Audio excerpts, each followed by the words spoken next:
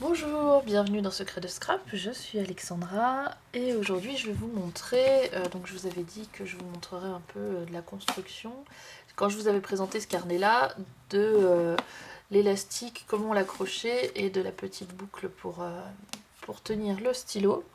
Donc je vais pas le faire devant vous mais je vais vous montrer suffisamment de construction sur un autre carnet pour que vous sachiez un peu comment ça fonctionne. Donc l'autre carnet, le voici. Tout petit carnet tout mimi, donc il n'est pas terminé forcément, là, la reliure elle est ouverte, parce qu'il n'est pas terminé, et je l'ai arrêté avant pour pouvoir vous montrer, comment dire justement, la fabrication. Donc ce petit carnet tout mignon que je vais vous montrer, il consiste en quoi?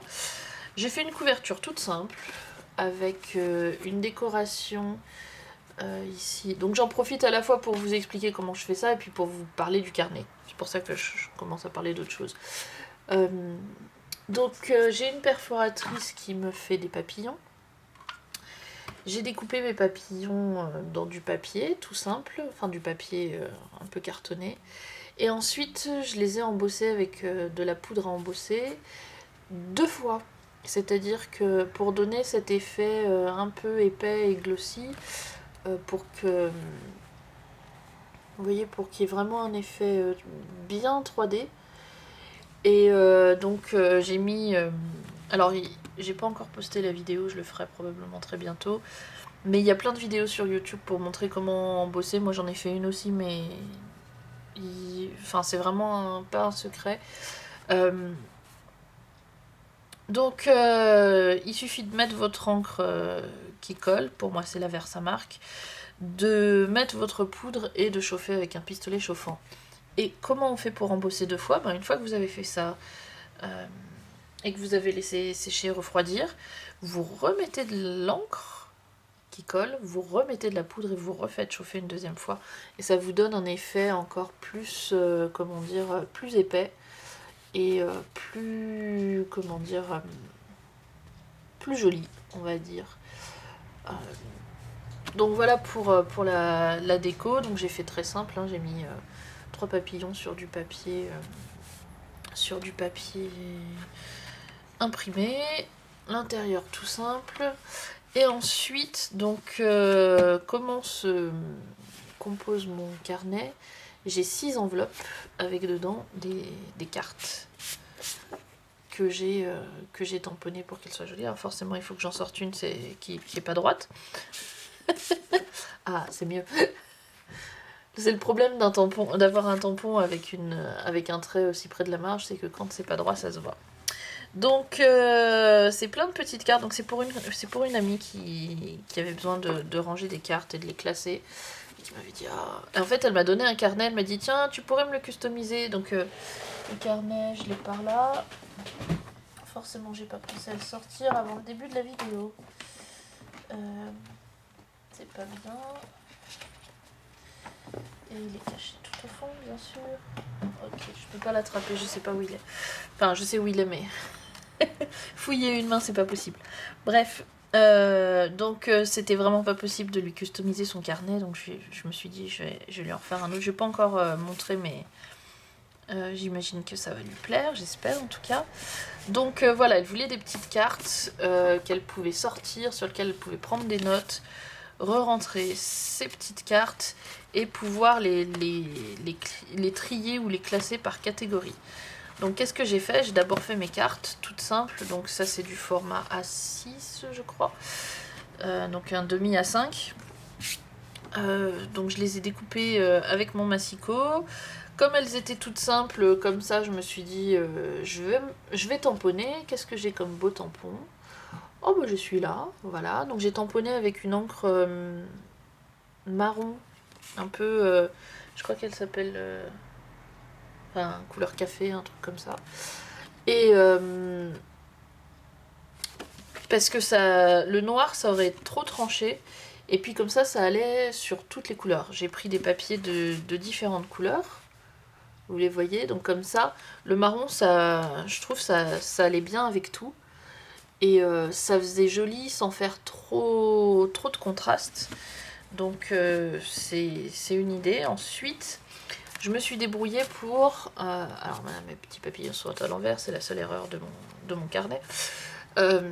Pour mettre, plutôt que, par exemple, vous voyez, j'avais du vert. Il est où le vert? Il est juste avant. Plutôt que de mettre le vert dans l'enveloppe verte ou dans l'enveloppe turquoise, j'ai mis le vert dans l'enveloppe rose, j'ai mis le violet dans l'enveloppe verte. Débrouillez-vous à faire des contrastes et ça fait beaucoup plus joli quand vous feuilletez. Voilà, c'est toujours mieux d'avoir du rose. Si j'avais mis le vert dedans, dans celle-là, par exemple, ça aurait fait ton sur ton. Pareil si j'avais mis du rose ici, et pareil si j'avais mis du vert ici. Le violet, c'est beaucoup mieux. Ici, j'ai mis du crème parce que ça allait bien aussi, et puis parce qu'après, il a fallu que je fasse comme je pouvais. Et là, à l'inverse, vous voyez, j'ai un petit peu de vert ici, de vert un peu...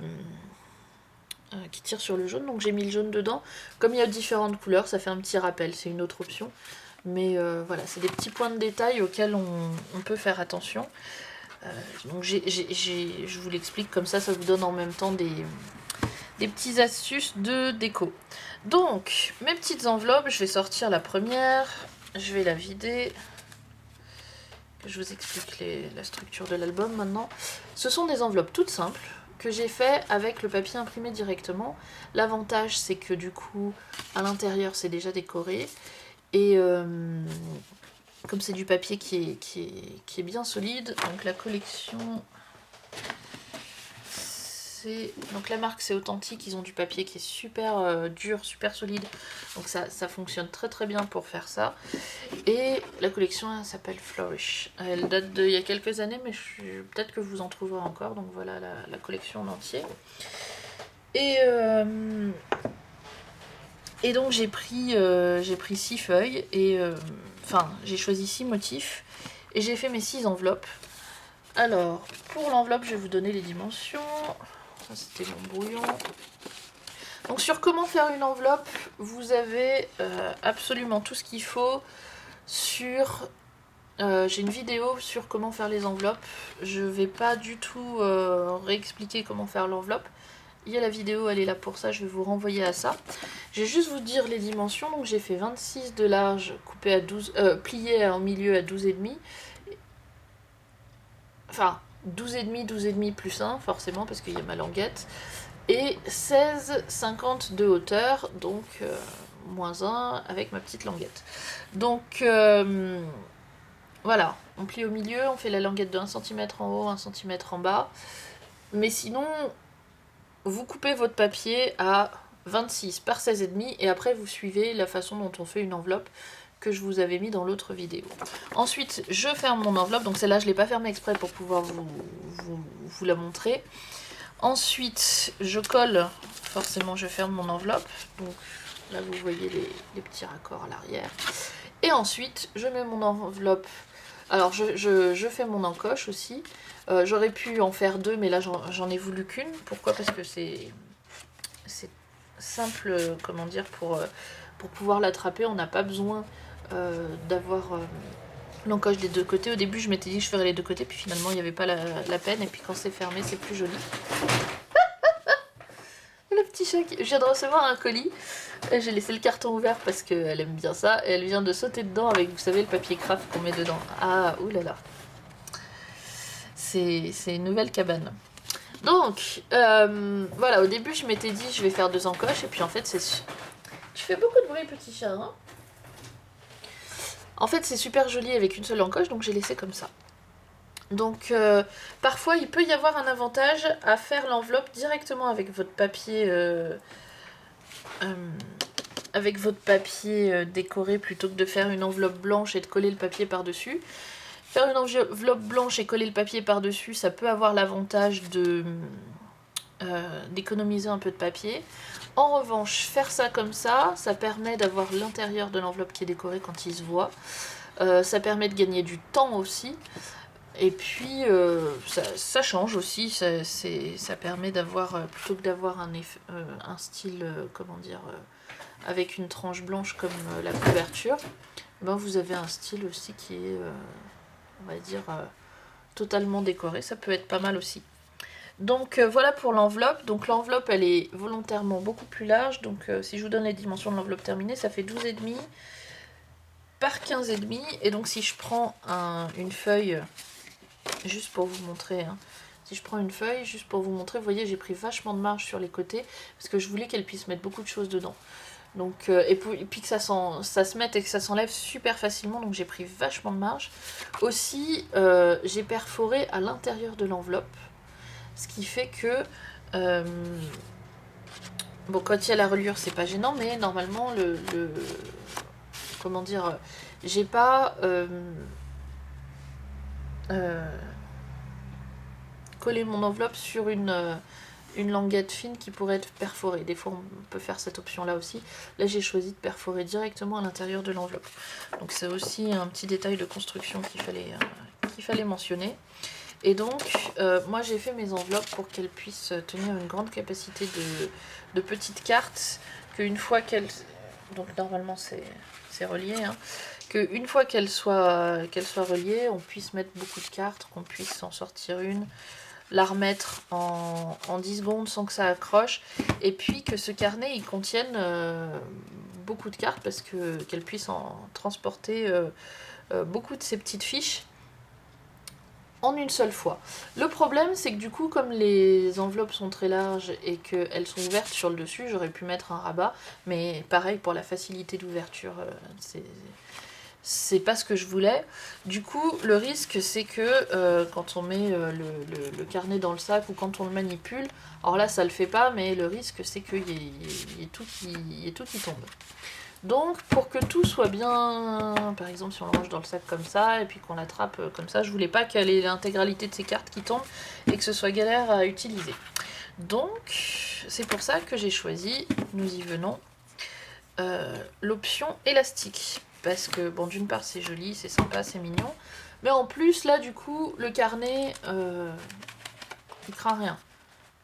Vous voyez, là, je peux le retourner, je peux le secouer. C'était pour aussi que ça tienne cette partie carte, parce que les enveloppes elles sont ouvertes sur le dessus et qu'il n'y ait pas tout qui s'en aille à chaque fois qu'elle prend son carnet dans les mains. En plus d'être super sympa. Donc j'ai fait quasiment la même méthode que pour mon autre carnet, pour l'élastique, sauf que là vous remarquez que les attaches parisiennes elles sont pas dans le même sens. Ici je les ai mises l'une à côté de l'autre et ici je les ai mises l'une derrière l'autre. Les deux options sont possibles, vous choisissez comme vous voulez, mais ici, ah mais voilà, là j'avais terminé mon rouleau, il était plus large là mon élastique que là. Donc c'est pour ça que je vous disais, vous pouvez faire différentes tailles, il y a différentes options. Ensuite, contrairement à ici, vous voyez, j'ai choisi, ici il est plus proche du bord, ici je l'ai mis plus au milieu, exprès pour que ça tienne bien mes enveloppes. Donc c'est un choix aussi, vous décidez à quelle distance vous le mettez, ça c'est vraiment au choix. Après vous allez mesurer, il faut bien le mesurer sur la totalité du carnet, parce qu'il faut bien penser qu'il y a aussi l'épaisseur du carnet en haut et en bas, donc quand vous allez mesurer la longueur de votre élastique, je vais vous montrer comment j'ai fait. Donc j'ai pris mon album fermé comme ça, et puis j'ai mesuré, hop, hop, à peu près comme ça. J'ai coupé là, en sachant qu'après j'ai replié le petit bout. Donc, et puis il faut savoir aussi qu'après il faut qu'il soit un peu en tension, donc il faut tirer un tout petit peu, pas trop, mais tirer un tout petit peu, histoire de mesurer un tout petit peu juste, de manière à ce que votre élastique il soit pas trop lâche. Donc voilà. Ensuite, une fois que vous avez découpé votre morceau d'élastique, et on en arrive à la raison pour laquelle j'ai pas encore... donc je vais sortir juste la... comment on appelle ça, la page de fin. Hop. Donc une fois que vous avez découpé votre morceau d'élastique, vous allez prendre un côté, vous allez donc replier le bord, vous voyez, de l'élastique. Donc si je prends mon élastique ici, vous le repliez de cette façon-là. Hop. Et après, vous allez donc le poser à l'endroit. On va zoomer. Vous allez le poser à l'endroit où vous voulez l'accrocher, en fait. Et pour que ce soit plus joli, mais bon, ça dépassera quand même un tout petit peu comme ici, prenez bien soin de recouper presque en triangle cette partie-là, en fait, de fil qui s'effiloche. Donc vous repliez sur environ 1 centimètre, un tout petit peu plus d'1 centimètre, votre élastique. Ensuite, vous prenez votre outil à percer. Vous percez, alors à travers, moi je fais ça à travers de la toile cirée. Donc vous vous mettez sur votre toile cirée. Vous faites un pré-trou avec ça. Ensuite, vous prenez votre attache parisienne. Alors là, je les ai rangées. Vous percez au travers, vous retournez et vous écartez l'attache parisienne. Donc c'est pour ça qu'il n'est pas terminé. Vous retournez et vous écartez l'attache parisienne à chaque fois. Donc vous faites ça 2 fois ici. Ensuite vous faites pareil. Avant j'avais pris moi mes petits repères. Donc là j'ai l'avantage d'avoir des carreaux pour être à peu près droit. Mais vous prenez vos petits repères à la fois jusqu'où vous voulez que ça descende. Donc là pareil je fais à l'œil moi. Hein, je mesure pas grand chose. Un tout petit peu. D'ailleurs ils sont pas droits, vous le voyez. Celui-là il va un peu moins loin que celui-là je crois. Si on mesure, est-ce que... Ouais, j'ai 3 cm d'un côté et j'ai 2,5 de l'autre. Bon. C'est pas... Voilà. Je vous l'aurais pas dit, je suis pas sûre que vous l'auriez vu. Si, un petit peu, pas trop. Enfin bref, vous prenez vos repères pour savoir à quel endroit vous voulez qu'ils arrivent, qu'ils soient un peu en face. Alors au début, lui, il était en plus un tout petit peu plus décalé. Donc là, vous voyez qu'ils sont même pas en face tout à fait comme ça, parce que là, on voit un peu de blanc, là, on n'en voit pas. Bon, c'est des petits détails de précision. Mais donc, vous accrochez vous faites attention aussi à ce qu'ils ne tournent pas. Hein, je vais dézoomer, pardon, parce que là je suis trop près, maintenant que j'ai montré les détails. Je vais fermer ça. Donc vous faites attention, oui, qu'ils ne tournent pas, parce qu'une fois que c'est accroché, soit vous avez à décrocher, soit voilà, qui vrille pas comme ça, c'est dommage. Donc c'est les petits points de détail auxquels il faut faire attention. Et ensuite, alors là, vous voyez que il y a le papier imprimé, c'est parce qu'en fait, je l'ai collé bêtement sans trop réfléchir. Normalement, j'aurais dû m'arrêter, parce qu'en fait, celui avant, ben, il n'y a rien. Donc j'ai collé celui avant, puis j'ai collé celui arrière, puis juste au moment où je l'ai collé, je fais oh, trop tard.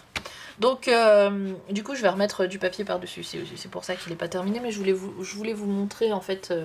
les attaches parisiennes. Donc on perce à travers la couverture terminée ici, mais on perce à travers la couverture non terminée ici. Donc normalement j'aurais dû percer quand j'aurais eu encore le blanc et mettre ce papier là par-dessus. Donc là du coup je vais recoller un autre papier par-dessus, qui d'ailleurs sera pas blanc, mais sera pas vert, mais du coup sera rose.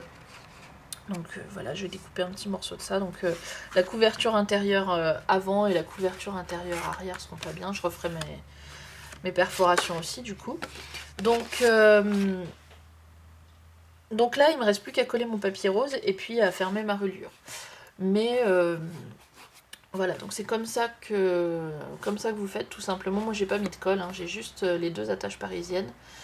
Et on peut y aller, hein. Je pense que là ça craint rien. C'est solide. Ensuite je vais faire une aparté sur le... Donc là, je vais pas mettre de choses pour tenir le stylo, parce qu'il y a une spirale, et quand il y a une spirale, je mets jamais de petits trucs pour tenir le stylo, parce que moi, je mets le stylo dans la spirale. Donc pareil, vous allez découper, là je vais pas le faire, mais vous allez imaginer que c'est fait. Vous allez découper une petite boucle, en imaginant qu'il faut la taille de votre stylo. Alors là, vous prenez bien le type de stylo que vous utilisez. Moi j'aime beaucoup les pilotes. Et puis mesurer un petit peu de manière à ce que ça soit pas trop lâche, mais ça soit pas trop serré et que le stylo y passe. Donc là, l'épaisseur que vous laissez pour la boucle, c'est vraiment en fonction des stylos que vous utilisez. Vous pouvez laisser très large, très fin, comme vous voulez, ou si vous utilisez un crayon de papier qui sont plus fins. Prenez la mesure sur le type de stylo que vous utilisez le plus souvent. Voilà, ou type standard. Et puis après, il faut savoir qu'en dehors de la boucle, il faut laisser aussi environ un petit centimètre de chaque côté. Donc ça vous fait comment dire, une boucle un peu, enfin un morceau d'élastique, un peu de cette longueur là, donc là j'aurais coupé ici. Et ensuite quand vous avez vos deux morceaux, donc vous prenez toujours votre couverture arrière, donc ça par contre celui-là il faut le faire avant qu'il y ait le papier ici et avant qu'il y ait le papier là, parce que lui il sera emprisonné dans les deux papiers décorés, donc on le fait sur le blanc, mais il faut que le papier vert et le papier rose ils soient pas encore collés. Donc on fait d'abord celui-là et ensuite celui-là, parce que lui il doit être collé sur le papier rose mais pas sur le vert. Et donc une fois que lui vous l'avez coupé, moi ce que j'ai fait, c'est que j'ai fait passer une boucle de chaque côté du papier. Alors je vais le montrer, ce sera plus simple avec une chute, si j'arrive à en trouver une, parce que je les ai sorties là où elles sont censées être. Alors, c'est pas tout à fait ça, mais ça vous donnera une idée. Hop. C'est juste pour que vous compreniez. Donc admettons, ça c'est mon morceau d'élastique, je le plie en deux pour faire une boucle.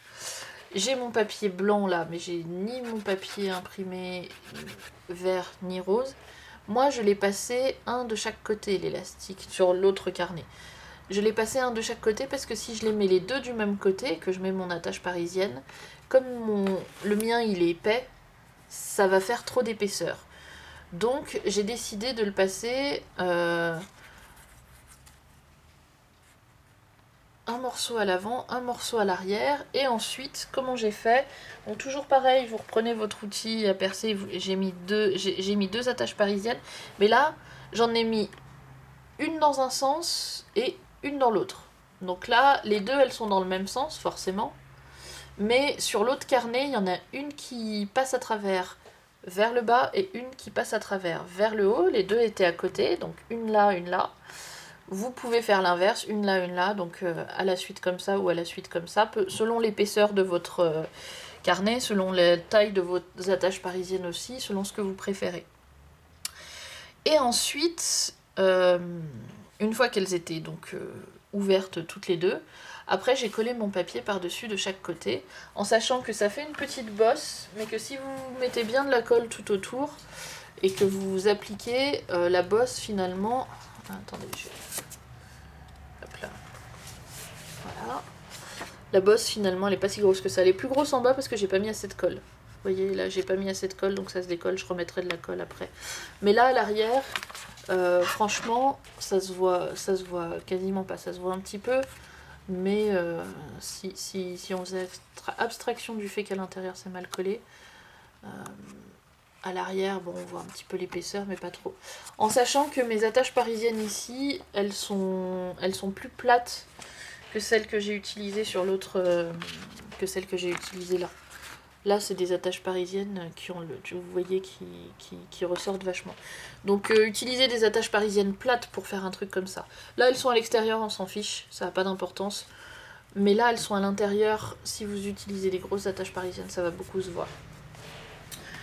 Donc voilà, pour la petite boucle pour attacher le stylo. Et donc après... donc si ça c'était élastique, après on place le stylo comme ça. Et donc il y a ça qui est accroché, comme je l'ai dit, hein, une de chaque côté de votre couverture. Et après on recolle le papier par-dessus pour cacher. Voilà, je pense que j'ai fini les explications. J'espère que c'est clair. En sachant que vous ne m'avez pas vu le faire, mais bon, il suffit de percer des trous et de mettre des attaches parisiennes. Je pense que j'ai expliqué suffisamment le principe pour que vous ayez toutes les informations. Je vais pas le remettre dans les anneaux, je ferai ça hors caméra. Je vais finir mon carnet hors caméra tout à l'heure. Mais donc voilà, je voulais vous montrer une alternative de petits carnets. L'avantage, vous voyez, d'avoir aussi Le papier imprimé qui fait les enveloppes, ça fait que ça vous fait une tranche très jolie, très colorée, toute décorée avec les différents papiers que vous utilisez. Donc voilà, je vous ai montré aussi que quand on a une couverture simple, parce que c'est du papier assez simple quand même, avec 2-3 petits embellissements, on peut la customiser tout facile. Enfin, en fabriquant ces embellissements, on peut faire un joli truc. Je voulais quelque chose de plat aussi, parce que je sais qu'elle va le mettre dans son sac à main.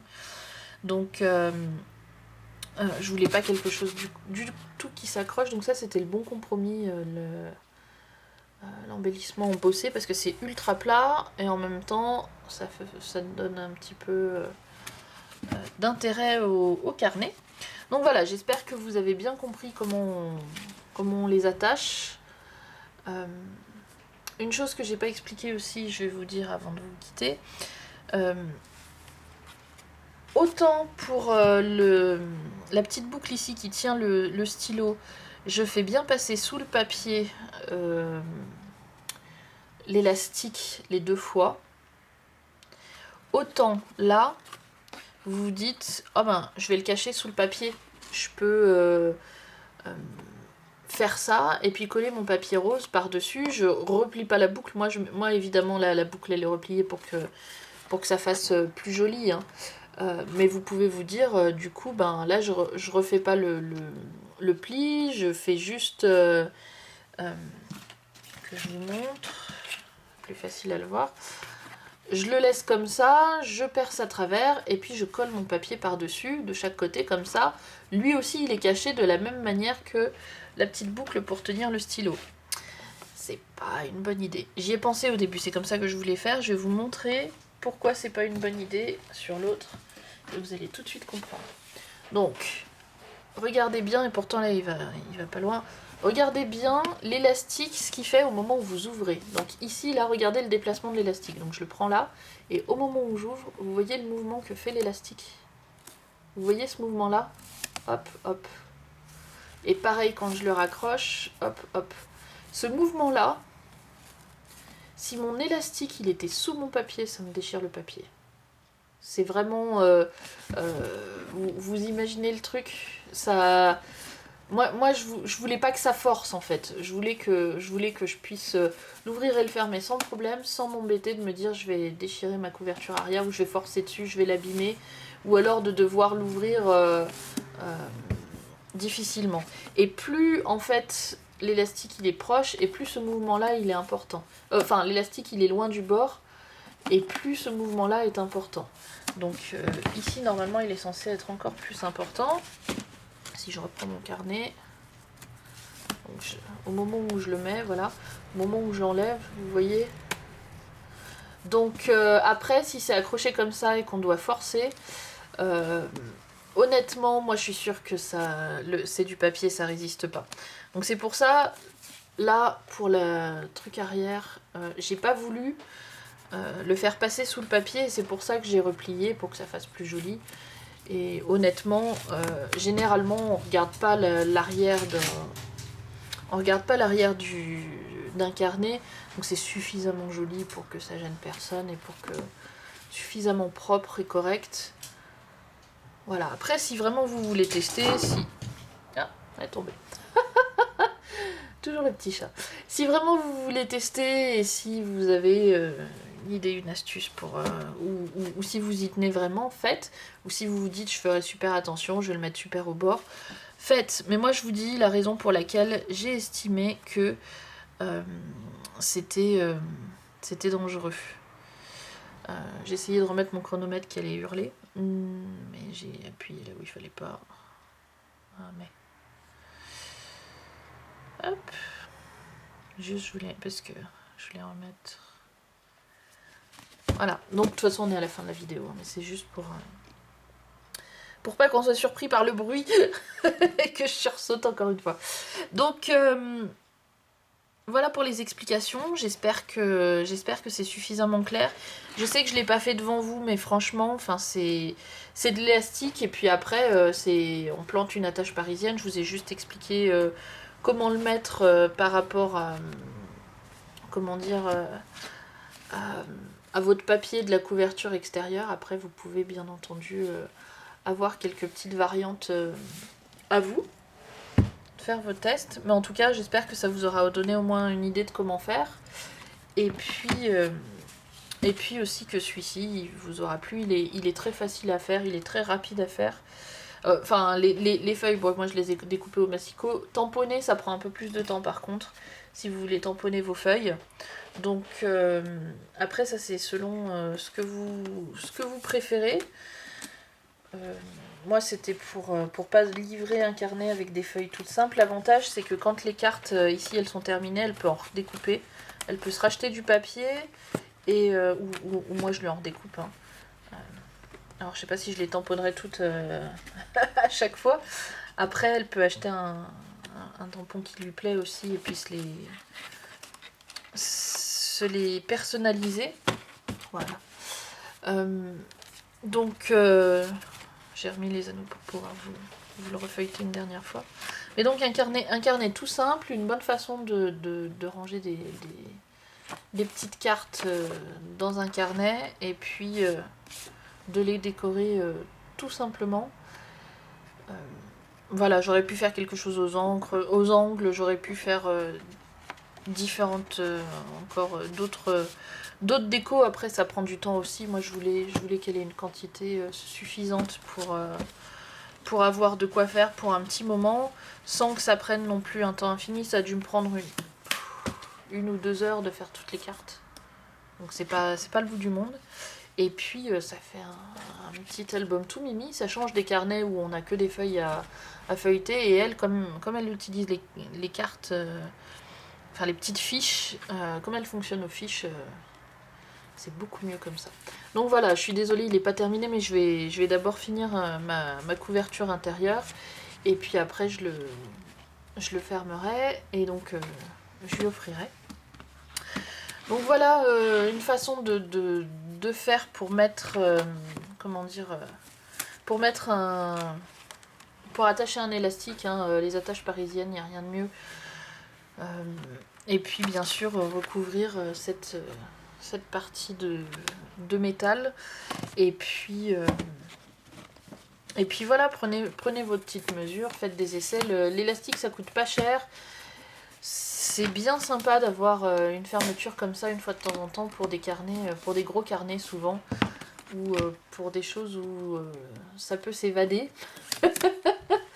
Où ça peut s'évader. Après, voilà. Aussi, côté déco, vous voyez, j'ai pas fait grand chose, mais il suffit de choisir un papier qui soit...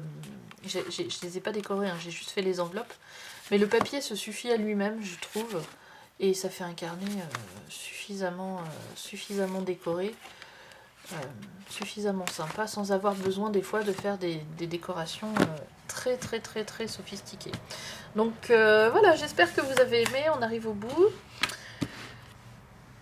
Je vous remercie de votre passage, de votre fidélité, de vos commentaires. Si vous avez des questions, mettez-les en commentaire ou envoyez-moi un mail. Souvent, je rate moins facilement les questions quand elles sont par mail. Les commentaires, souvent, je lis, je dis « Ah oui, il faudra que je réponde » et après, j'oublie. Donc, voilà. Mais après, vous pouvez quand même poser des questions par commentaire. Et puis... j'espère que vous ferez plein de jolis carnets avec plein de jolies fermetures élastiques, en sachant que si vous prenez un élastique blanc, vous pouvez le colorer aux couleurs qui vous plaisent aussi. Vous pouvez le teindre, utiliser de la teinture et puis les customiser.